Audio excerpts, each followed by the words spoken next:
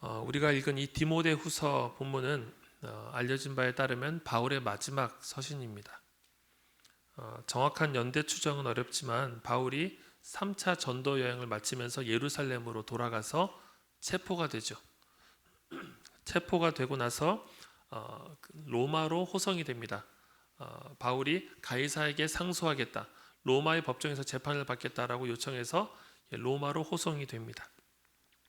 재판을 받기까지 그는 아마 잠시 동안 1년, 2년 사이에 가택에 연금된 채로 지냈던 것 같고요. 재판을 받고 나서 풀려났던 시간이 있었습니다. 자, 그리고 나서 다시 로마로 와서 잡혀서 순교했다라고 알려집니다.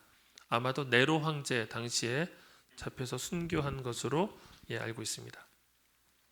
자, 디모데후서는 바울이 순교하기 직전에 마지막으로 감옥에 갇혔을 때 그때 쓴 책입니다. 말하자면은 유서와도 같은 책이죠.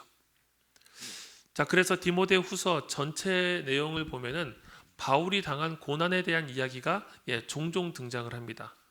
지금 바울은 자신이 곧 죽게 될 것이라는 것을 알고 있어요. 머지않아서 죽게 될 것이고 떠날 때가 가까웠다는 것을 알고 있습니다. 자, 그 고난을 이야기하면서 12절에 보시면은 이렇게 이야기합니다. 무릇 그리스도 예수 안에서 경건하게 살고자 하는 자는 박해를 받으리라. 그리스도인은 참된 믿음을 지키고 살아가고자 하는 자는 박해를 받게 될 것이다. 우리가 베드로 전서에서 보았던 내용과 상통하지요. 우리가 지난주에도 제가 나눴던 내용과도 연결이 되어 있죠. 세상의 미움을 받게 된다는 것입니다.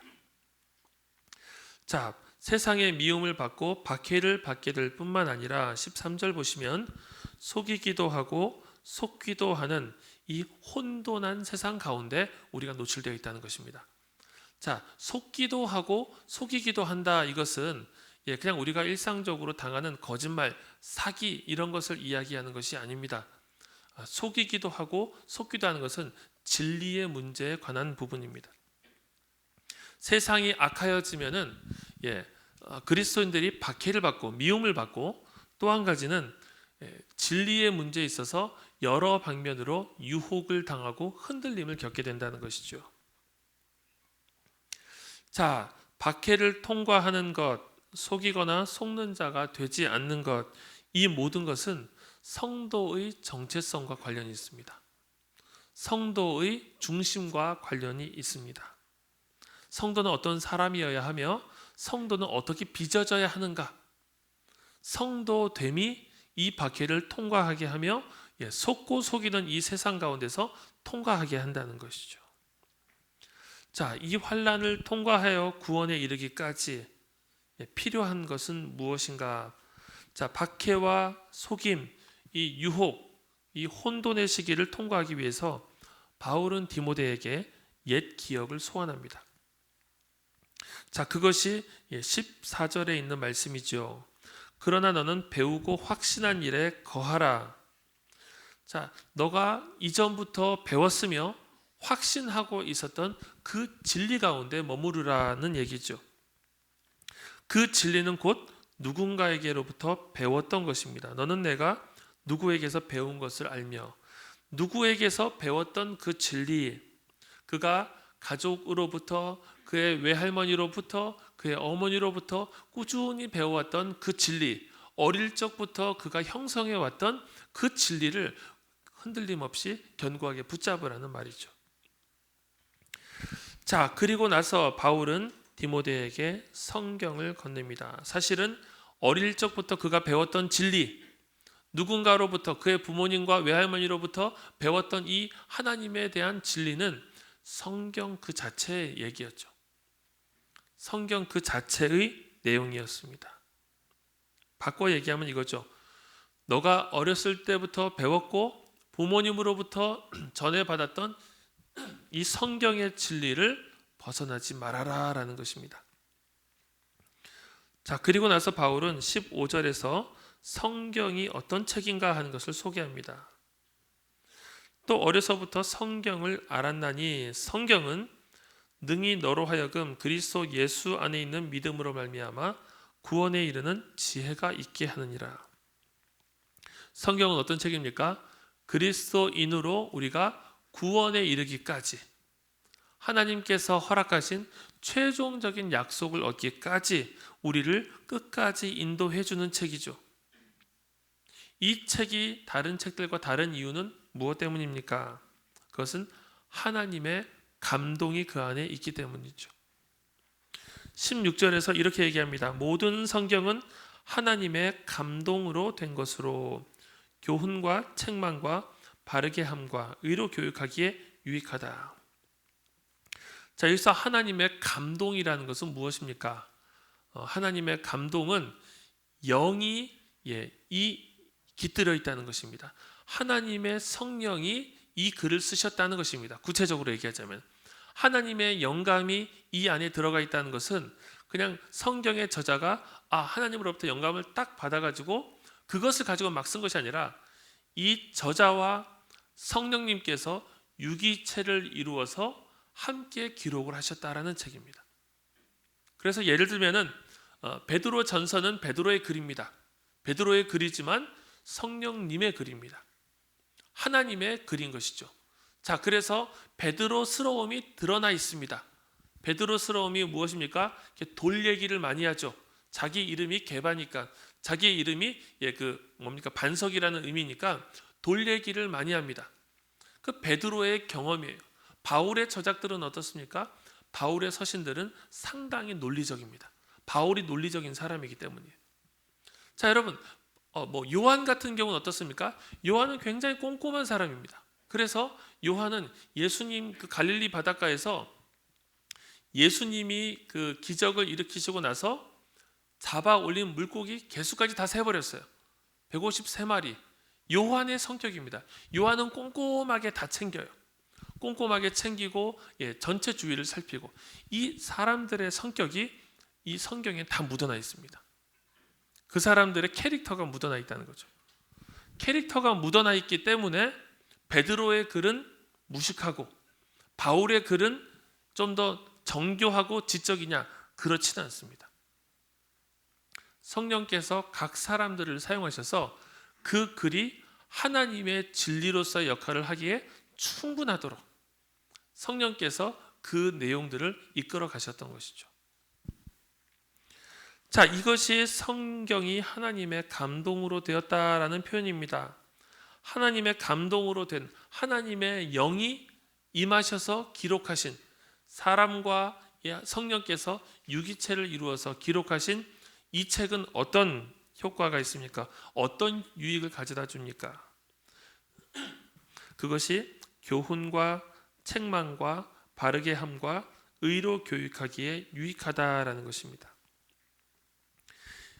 한 사람을 온전하게 세워나가는 일, 17절에 나타나 있는 하나님의 사람으로 온전하게 하는 일, 모든 선한 일을 행할 능력, 이것을 갖추어 나가기 위해서 교훈하고 책망하고 바르게 하고 의로 교육하기에 유익한 책, 이 책이 곧 성경이라는 것입니다.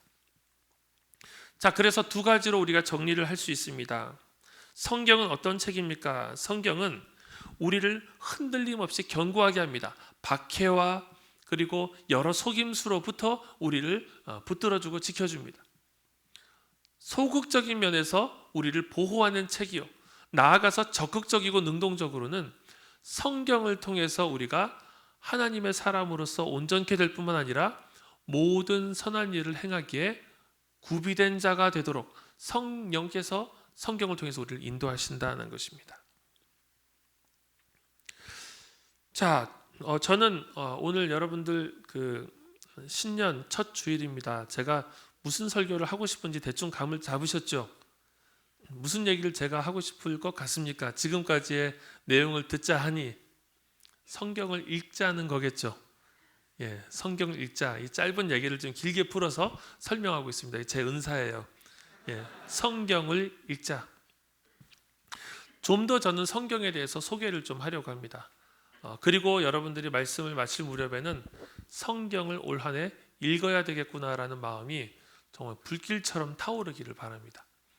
자, 성경은 어떤 책일까요?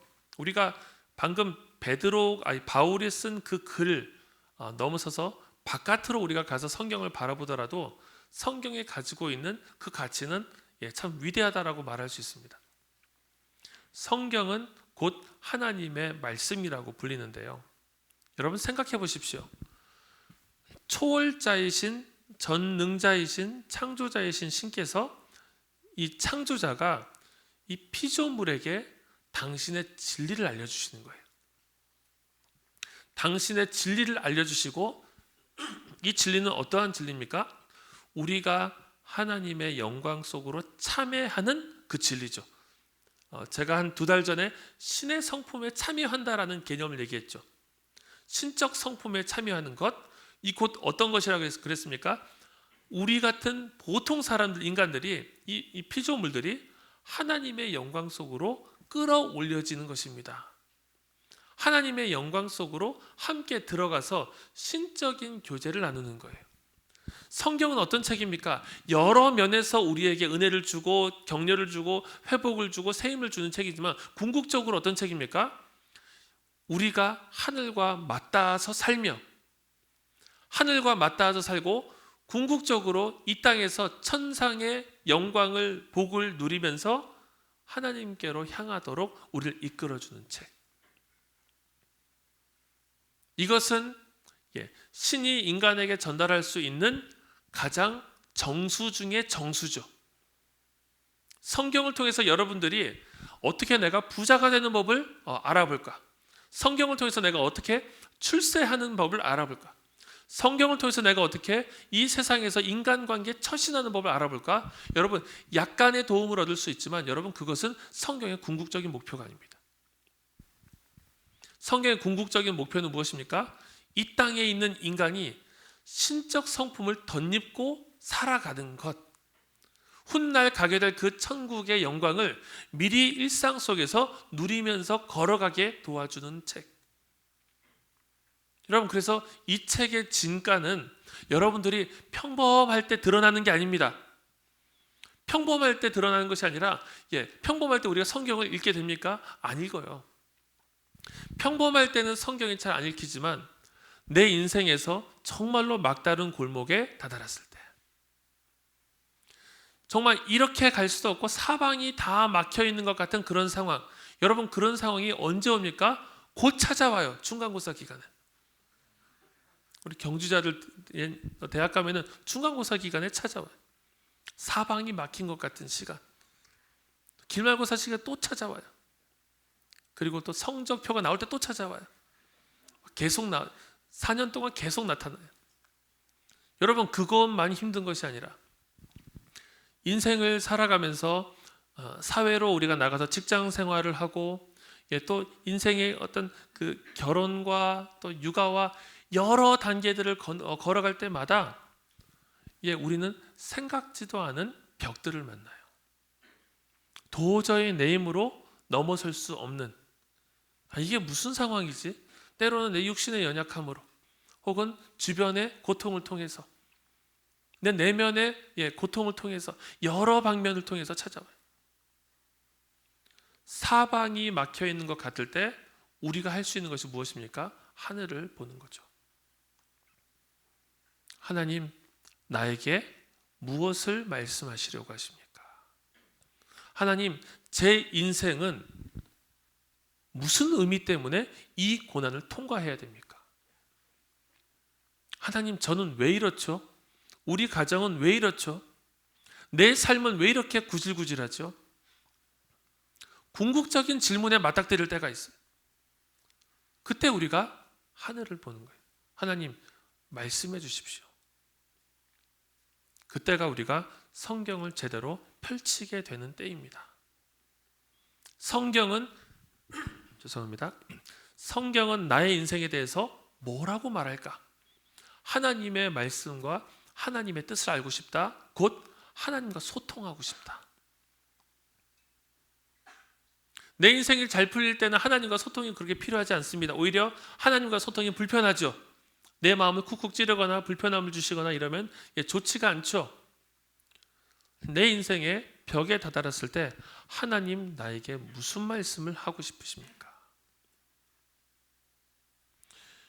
여러분, 우리가 그 고통과 고난 속에서 성경을 딱 펼치면은 오늘 그 담임 목사님 설교하실 때의 어거스틴처럼 성경을 딱 펼치면은 내가 읽어야 될 그 말이 딱 나오면 좋겠지만 잘 그렇게 나오지 않는다고요.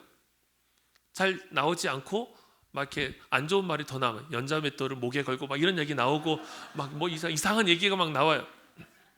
그래서 막 내가 펼쳐서 그 말씀을 읽는 것도 아니에요. 하나님과 소통한다는 것은 내가 막 펼쳐가지고 뽑기 하듯이 읽는 게 아닙니다. 하나님과의 소통은 무엇입니까? 이 성경 전체가 하나님의 영감이라고 했잖아요. 이 성경 전체를 통해서 하나님께서 이미 길을 계시해 보여주셨어요. 그래서 여러분, 인생의 사소한 질문들은 하나님께 물을 필요가 없습니다. 하나님, 오늘 저녁에 제가 식당에서 교회에서 주는 주먹밥을 먹을까요? 북한산을 갈까요? 이런 거 물어볼 필요가 없어요. 그냥 여러분들 하고 싶은 대로 하셔도 돼요.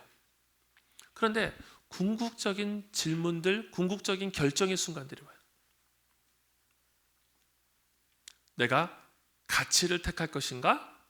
진리를 택할 것인가? 이런 판단의 순간들이 왔을 때 내 몸과 이 지금까지 살아왔던 사고 방식으로는 그래, 지금 너에게 좋은 걸 택해, 네가 좋아 보이는 걸 택해. 그때 하나님의 진리는 나를 어떻게 이끌 것인가를 바라보는 거예요. 여러분, 그러려면요, 성경을 꾸준하게 일상 속에서 계속 접한 상태여야 됩니다. 갑자기 한 말씀을 탁 읽어가지고 그걸 가지고 우리가 점치듯이 인도받는 그게 아닙니다. 우리의 신앙은 하나님께서 이미 충분하게 계시하신 이 말씀을 꾸준히 읽어 나가면서 뭐라고 얘기합니까? 바울이 어려서부터 성경을 알아나니 성경은 능히 너로 하여금 그리스도 예수 안에 있는 믿음으로 말미암아 구원에 이르는 지혜가 있게 하느니라. 어려서부터 읽었던 이 성경이 구원에 이르는 지혜로 우리를 인도한다는 거예요. 그리고 그 뒤에 뭐라고 얘기합니까? 교훈과 책망과 바르게 함과 의로 교육하기에 유익하니 하나님의 사람으로 온전케 되며 모든 선한 일을 행할 능력을 주신다. 이것은 전체 성경의 그림을 가질 때 우리가 얻게 될 유익이에요. 창세기만 열심히 읽는 것이 아니라 전체 성경을 통해서 제가 베이지 코스를 하면은 2강과 3강에서 우리 오전도사님이 성경 신구약을 강의해 주십니다. 저는 1강에서 구속의 역사 전체를 개관을 합니다. 베이지 코스도 사실은 성경을 보자는 얘기예요. 그럼 베이지 코스에서 제가 구속사를 개관하면 뭘 보여주냐면요, 성경 전체의 메시지를 통해서 하나님께서 이 죄 많은 세상을 어떻게 구원하려고 하시는가를 보여주는 거예요. 구원한다, 바꾼 다른 표현으로 하자면은 회복한다. 다른 표현, 치유한다. 하나님께서 이 세상을 어떻게 치유하실 것인가? 하나님께서 이 세상을 어떻게 회복하실 것인가? 여러분, 이 큰 그림을 우리가 볼 때 그 안에서 나는 어떻게 치유될 것인가? 나는 어떻게 회복될 것인가? 하나님의 말씀과 더불어 살아가면서 우리는 결정하고 판단하고 회복의 은혜를 누리는 겁니다. 자, 그래서 성경은 기독교의 정수일 뿐만 아니라 조금 더 확언하자면은 기독교는 곧 성경의 종교라고 말할 수 있습니다. 여러분, 기독교는 어떤 것입니까? 여러분들이 교회 처음 오시면은 교회에서 기독교인이 된다는 것은 무엇을 의미합니까? 우리 대학부 같은 경우는 증인들 선서를 어색하지 않게 하는 것, 찬양을 부를 수 있는 것, 찬양을 부를 때 손도 좀 들 수 있는 것, 성경 공부할 때 은혜로운 나눔을 하면은 옆에서 아멘 이런 말도 할 수 있는 것. 여러분, 이게 그리스도인 됨입니까? 그것도 그리스도인 됨의 몇 가지 요소가 됩니다. 여러분, 그러나 그리스도인의 정수에는 성경이 있어요. 성경을 통해서 나의 삶의 방식과 삶의 목적과 내 인생 전체의 의미를 규정하는 거예요. 그래서 여러분 조직 신학 책을 펼치면은 제일 첫 번째 단락에서 성경에 대한 이야기가 나오면서 성경이 어떤 책인가? 신앙의 규범이다라는 말을 합니다. 신앙의 규범. 신앙의 규범이라는 뜻은 무엇입니까? 신앙을 우리가 바르게 형성하기 위해서는 따라야 할 규칙이 있는데 그 규칙은 성경으로부터 나온다. 그럼 우리가 지금 하고 있는 이 모든 것들은 성경적인 원리 속에서 도출된 삶의 방식이에요. 그런데 이 도출된 삶의 방식, 이 교회가 우리 증인들이 우리 공동체에서 예배하고 모임하고 하는 모든 방식도 다시 성경의 검증을 받아야 돼요. 우리가 하고 있는 일은 성경적인가? 성경의 관점에서 보았을 때 합당한 일인가? 계속 물어야 돼요. 하나님의 말씀이 이 공동체를 형성하시도록. 자, 신앙의 규범, 유일한 신앙의 규범은 성경이다. 자, 우리의 신앙 선배들, 종교개혁자들이 이 신앙의 규범이 무엇인가를 놓고 성경이다라고 말하기까지는 많은 시간이 걸렸습니다. 그 전까지 로마 카톨릭은 어떤 방식으로 우리의 신앙을 형성했냐면은 성경이 한 축이었고 교회의 전통이 한 축이었습니다. 교회의 전통도 성경을 해석하는 권위와 동등하게, 성경의 권위와 동등하게 인정을 했어요. 그래서 카톨릭에서 오랜 시간 동안 교회에서 있어 왔기 때문에 인정하는 것들이 많았죠. 예를 들면 사제에게 고해 성사를 한다든지, 어떤 위인들을 성인으로 성녀로 추앙한다든지, 교황 제도를 둬서 교회와 하나님 사이의 대리인을 형성한다든지, 종교 개혁자들이 이 모든 여러 전통들, 예를 들면 면죄를 줬다든지, 이 모든 전통들을 보면서 종교 개혁자들이 유일한 기준, 하나님의 말씀이다. 그 기준에 합당하지 않은 것들은 다 철폐했던 거예요. 종교 개혁자들이 어떻게 교회를 회복하고 갱신할 수 있었습니까? 그것은 하나님의 말씀이 유일한 기준이라는 것을 그들이 확립했기 때문이에요. 성경을 끝까지 붙들었습니다. 루터도 마찬가지죠. 루터가 한 위대한 업적이 무엇입니까? 에라스무스가 번역한 헬라어 성경을 가지고 독일어로 번역을 했어요. 루터가 열심히 독일어 성경으로 번역을 했습니다. 이게 왜 위대합니까? 그 전까지 자국의 언어로 성경을 읽을 수가 없었던 거예요. 중세의 1000년 동안은 라틴어로만 성경을 읽어야 했습니다. 일반 성도들에게 성경이 공개되지 않았던 거예요. 그러니까 성경을 통해서 어떻게 신앙을 형성합니까? 교회의 전통과 해석이 훨씬 더 권위가 있는 거죠. 성경과 괴리되었던 시간이에요. 종교개혁을 일으키면서 인쇄술의 발달과 더불어서 봇물 터지듯이 유럽 전역으로 퍼져나간 것이 무엇입니까? 자국어로 된 성경이에요. 그 전까지 교회에서 금했던 것, 다른 언어로 번역하지 못하게 했던 것, 그래서 몇몇 사람들은 화형당할 것을 죽임을 감수하면서까지 번역하려고 했던 책. 여러분, 그렇게 해서 성경이 우리에게로 오게 된 것이죠. 그리고 나서 문제는 무엇입니까? 성경이 모든 사람들의 2배수 이상으로 공급이 되어버렸는데 너무 흔해진 나머지 성경을 읽지 않는 거예요. 성경을 두고 있으면은 그리스도인다워진다라고 우리 안에서 생각하게 되는 것입니다. 성경을 가지고 있기만 해요. 그야말로.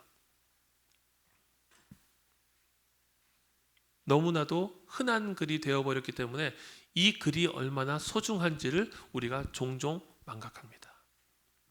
무겁잖아요. 또 거추장스럽잖아요. 핸드폰으로 넣으면은 어떻습니까? 딱 그 부분만 보게 되죠. 주일날 설교 말씀만. 성경을 우리가 가까이 하기가 너무 어려운 시대가 되어버렸어요.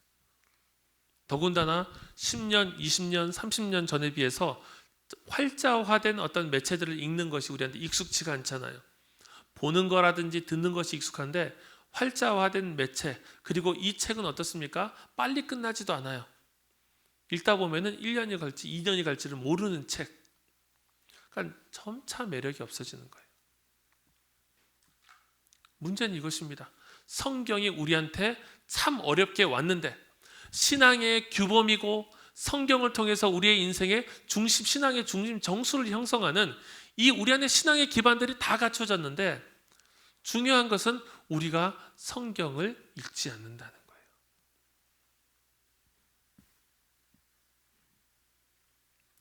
로마서 15장 4절에 보면은 이렇게 얘기합니다. 무엇이든지 전에 기록된 바는 우리의 교훈을 위하여 기록된 것이니 우리로 하여금 인내로 또는 성경의 위로로 소망을 가지게 함이니라. 이전에 기록되었던 성경이 우리에게 어떤 효용을 가져줍니까? 우리를 교훈합니다. 우리를 가르쳐 줍니다. 그리고 우리로 인내로 성경의 위로로 소망을 얻게 합니다. 이 소망을 가지고 인내하면서 어떻게 살아가는 것입니까? 그리스도인답게 살아가는 거예요. 하나님의 약속을 품은 자로서 살아가는 거예요. 하나님의 진리를 담지한 사람으로 천상의 이 영광과 은혜를 누리면서 오늘 일상을 살아가게 하는 것입니다. 여러분, 이것이 성경입니다. 시편 119편 105절에서 주의 말씀은 내 발의 등이요 내 길의 빛이니이다 라고 이야기합니다. 이것도 마찬가지죠. 어떻게 내 발의 등이 되고 어떻게 내 길의 빛이 됩니까? 발의 등이라고 하는 것은 어두운 밤에 내가 걸어갈 수 있도록 내 바로 앞길을 비춰주는 거예요. 넘어지지 않도록. 내 길의 빛은 무엇입니까? 내가 길을 잃어버리지 않고 방향을 잃어버리지 않도록 멀리까지 보게 비추어 주는 거예요. 성경이 그 역할을 하는 책입니다. 여러분, 그래서 그리스도인이 성경을 가까이 하지 않는다? 그것은 하나님의 진리와 신앙의 근본적인 도를 내가 알고 싶지 않다는 것과 동격이 돼요. 하나님의 말씀이 이미 우리에게 주어졌고 교회에서는 하나님의 말씀이 선포되고 수련회 가면 하나님의 말씀을 아주 길게 느려가지고 또 그 시간에 깊이 들어가서 그 안에 있는 정수들을 우리가 깨우치게 하죠. 여러분, 그래서 하나님께서 구원 얻은 성도들에게 주신 영적인 감각이 있습니다. 본능과도 같은 것입니다. 그것은 무엇이냐면 어린 아기들이 태어났을 때 본능적으로 젖을 물리면은 젖을 빱니다. 이 어린 아이에게 다른 부분들은 다 발달하지 않았어도 구강이 발달해서 젖을 먹을 줄을 알아요. 이게 하나님께서 어린 아기에게 주신 본성이라면은 구원받은 하나님을 통해서 회심하고 거듭난 신자에게 주신 본성은 똑같습니다. 영적인 젖을 사모하게 되는 것. 하나님의 진리의 말씀을 알고 싶은 거예요. 내가 하나님을 믿고 주님을 따르기로 결심하고 나니까 하나님을 믿는 것이 어떤 것인지를 알고 싶은 거예요. 하나님을 믿는다는 것, 주님을 따른다는 것이 무엇인지를 성경을 통해서 배워나가는 거예요. 여러분들이 그 감각, 그 사모함을 끝까지 잘 살려가면서 말씀 속으로 들어가실 때 성경은 여러분들의 열린 책이 되지만 여러분, 그때 여러분들의 마음을 붙잡지 못하고 다른 관심사에 여러분들을 내어주면은 교회에 나오는 것이 참 좋은데 하나님의 말씀은 무엇인지를 모르는 상태. 사람들을 만나는 것은 참 좋지만 어느 시점에서 환난이 오고 또 마음에 어려움이 오고 갈등이 생기면은 지탱해 줄 수 있는 근간이 없는 거예요. 공동체에서 상처받고 떨어져 나가면은 다시 돌아오는 게 너무 어렵습니다. 공동체 가운데서 어려움을 겪고 이 안에서 그때 붙들 수 있는 것이 무엇입니까? 지체들이 열심히 위로하고 격려해 주지만 그것과 더불어서 그 사람 안에 신자로서의 정수가 형성되어 있을 때는 말씀을 통해서 다시 일어날 수 있는 거예요. 하나님의 말씀을 통해서 내적인 어려움과 환경적인 어려움들을 극복해 나가면서 다시 일어나는 거예요.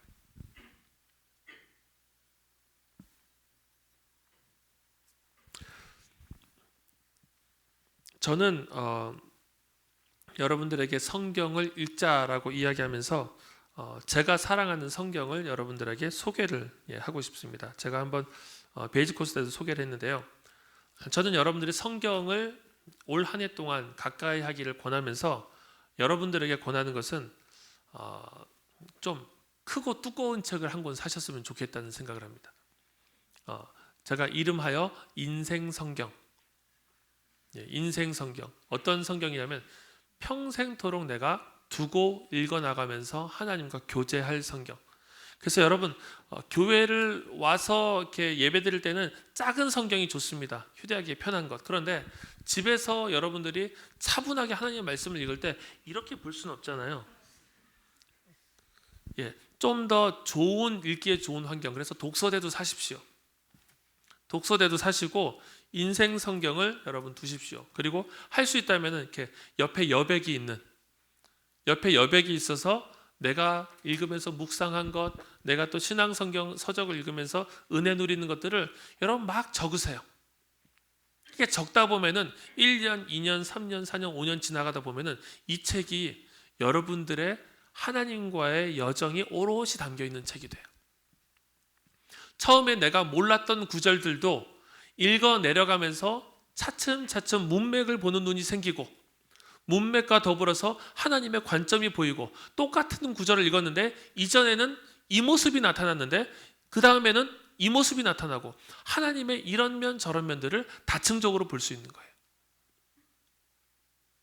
지금 제가 여러분들에게 소개한 책은 2008년도에 제가 산 책입니다.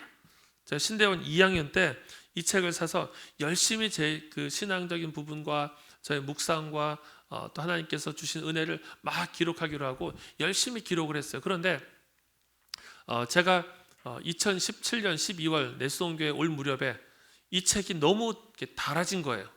그러니까 이 껍데기가 싼 가죽이었던 것이죠. 인조 가죽이었던 것이죠. 그래서 껍데기가 너무 달았어요. 그래서 사람들이 볼 때는 정말 성경을 달아지도록 읽은 사람처럼 보여요. 그래서 목사로서는 참 좋은데 어쨌든 들다 보니까 다 앞뒤가 다 뜯어진 거예요. 앞뒤가 뜯어져서 너덜너덜하고 그래도 목사로서는 폼이 나지만 제가 읽기에 불편해서 이 책을 어떻게 해야 되나, 이제는 모셔 보관을 해야 되나 고민을 하다가 제가 옆에 생명의 말씀사를 찾아갔어요. 성경 리폼이 있더라고요. 껍데기를 리폼해주는. 지금은 리폼된 성경이죠. 다시 수선이 된 성경인데 제가 딱 물어봤어요. 이게 얼마입니까? 리폼하는데. 그랬더니 두 가지 가격을 제시하시더라고요. 첫 번째 돈피 25,000원. 두 번째 우피 35,000원. 뭔지 아시겠죠? 돼지 가죽과 소 가죽이 달라요. 돼지고기와 소고기도 다른데 돼지 가죽과 소 가죽이 달라요. 그래서 제가 고민을 많이 했어요. 왜냐하면은 이 성경책이 2만 원에 산 건데 껍데기에다 35,000원을 내가 드리려니까 그래도 그래 돼지 가죽보다는 소 가죽이 낫겠거니 생각하고 우피를 결정하려고 하는데 제 마음속에서 만감이 교차하는 거예요. 여러 생각이. 그냥 쓸까? 차라리 새 성경을 살까? 새 성경을 싸서 다 옮겨 적을까? 막 별의별 돼지 가죽을 쓸까? 이러다가 아니다. 이 책의 원가는 2만 원이 안 되지만 내가 이 책과 함께한 인생의 가격, 그 삶과 은혜의 가격을 생각하면 이 책은 엄청난 가치가 있는 책이다. 이 책을 계속 쓰자 하고 제가 우피 35,000원을 지불했다는 거 아닙니까? 그리고 나니까 이 책이 진짜로 그 가치가 있는 책이 됐어요. 아주 좋은 가죽으로 잘 수선이 됐습니다. 앞으로 한 10년 정도는 더 쓸 수 있지 않을까 생각을 하는데 저는 이 성경의 가치, 하나님의 말씀의 고귀함을 가장 잘 깨닫고 또 그 말씀을 따라서 살아가고 그 말씀을 배울 수 있는 때가 딱 20대입니다. 여러분들의 머리가 가장 청명할 때, 초롱초롱할 때, 그리고 이 말씀에 대한 이해가 빠를 때 유일한 약점은 뭡니까? 하고 싶은 게 너무 많아요. 보고 싶고 겪고 싶은 것들이 너무 많아요. 근데 여러분들이 차분하게 매일의 삶 속에서 잠깐의 시간이라도 성경 속으로 들어갈 수 있다면, 성경 전체가 1189장입니다. 1189장, 약 1200장 정도 되죠. 1189장을 1년 동안에 365로 나누면 약 3.25가 나옵니다. 3장 반만 매일마다 읽어나가면 1독을 할 수가 있어요.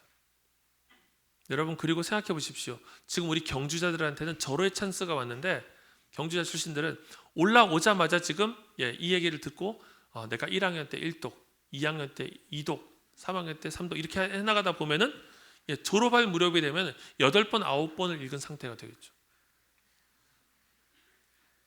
여러분, 성경을 꾸준히 읽어나간 사람을 당해낼 재간이 없습니다. 그 말씀이 그 사람을 형성하고, 누가 뭐래도 하나님의 말씀이 나를 이렇게 이끌기 때문에 나는 이 길로 가겠다라고 하는 사람, 하나님의 말씀 가운데서 당신의 인도를 따라서 매일의 삶을 살아가는 사람, 그 인생의 큰 방향을 결정하는 사람, 여러분, 그 사람을 누가 당해냅니까? 세상이 감당치 못할 사람. 하나님의 말씀이 분명하다, 또렷하다를 발견하고 나면은 그렇게 걸어갈 수밖에 없는 것입니다. 우리의 신앙의 고민은 무엇입니까? 하나님이 말씀하시는지 긴가민가, 하나님의 뜻이 이건가, 느낌상으로는 그런 것 같은데 여전히 내 몸과 마음은 죄로 끌리고 내가 하고 싶은 걸 하고 싶고, 하나님의 말씀이 나를 또렷하게 지시하면은 그 말씀이 나를 형성합니다.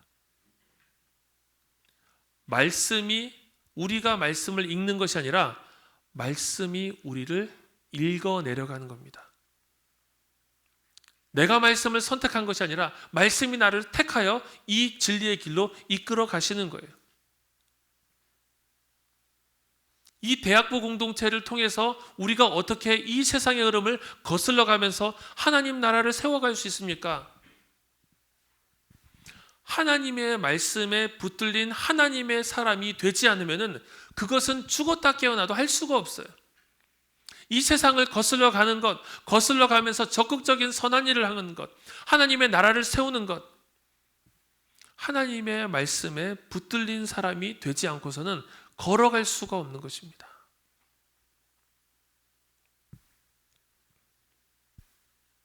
저는 그래서 여러분들에게 작은 실천을 권합니다. 작은 실천.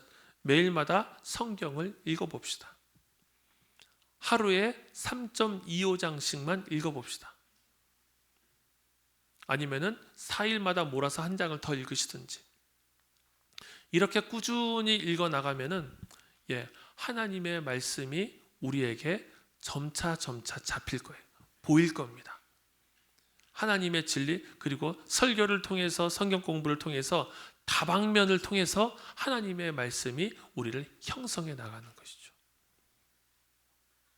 제가 이 설교 준비를 하면서 갑자기 번뜩이는 생각이 나가지고 열심히 혼자서 막 만들었어요. 성경을 통독하게 하자. 그래서 성경 통독표를 제가 만들었습니다. 만들었는데 어디 있냐?